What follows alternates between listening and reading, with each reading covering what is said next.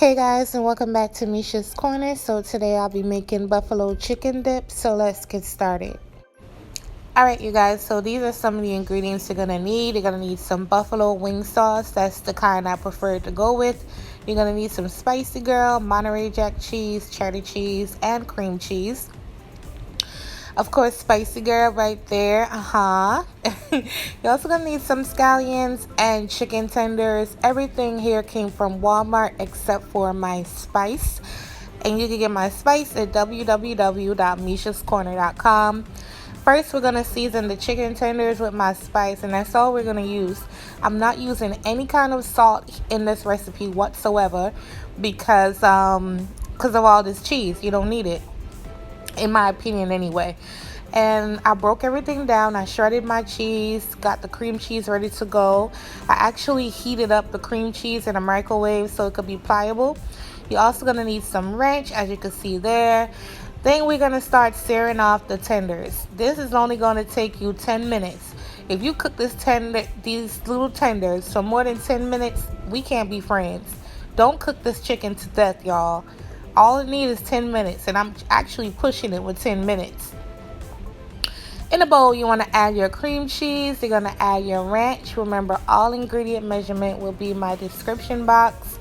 And yeah, we're just going to start dumping every single thing into the bowl, mix it up, and I'll show you guys what we do next.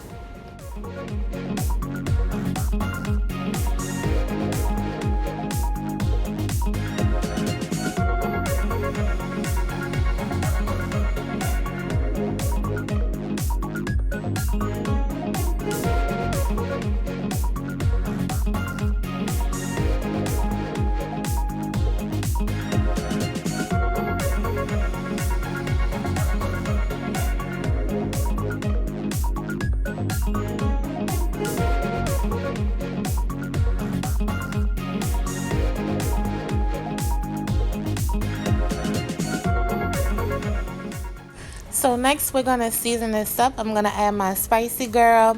Then I'm going to add my buffalo wing sauce right down in here. Basically, I was tasting as I went. So I put some, tasted, added some, tasted. But again, all ingredient measurements will be in my description box.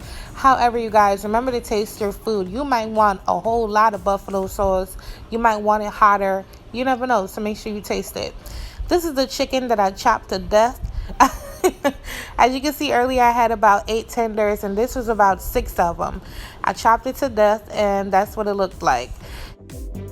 So after I mixed it up really well, I started adding it to my ramekin. I'm basically going to layer this like how you layer lasagna. You want to add some of the meat mixture, then you're going to add some cheese. It was only 2 layers, but the point is I wanted more cheese in the middle and as well as more buffalo sauce.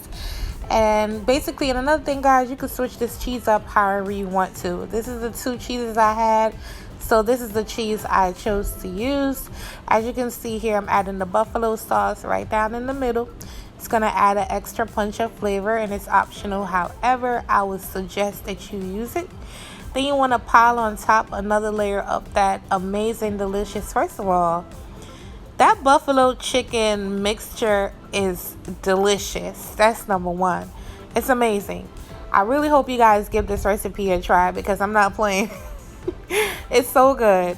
And yeah, pop it into a 375-degree oven for about 20 to 25 minutes. Look at this, y'all.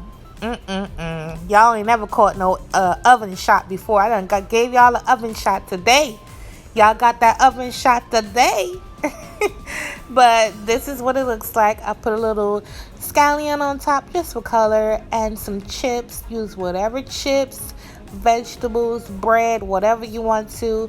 This dip is very versatile and delicious. Look at that. Look how creamy and cheesy that is. Ooh, child, when I took a bite, it was over, honey. It was over. But I hope you guys enjoyed this recipe. I surely enjoy making it. Look at my thumb. I can't.